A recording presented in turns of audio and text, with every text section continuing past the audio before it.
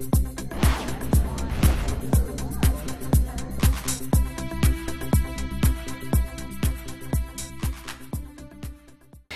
H-1B category of non-immigrant visas enables professionals who have a bachelor's degree or equivalent college-level education to live and work in the U.S. legally.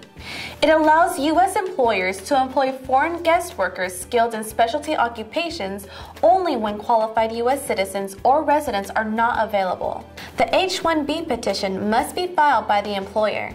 This work authorization is strictly limited to employment by the sponsoring employer.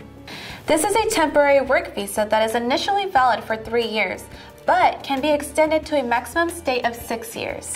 The stated intent of the H-1B visa program is to allow professionals in specialty occupations to contribute to the U.S. economy.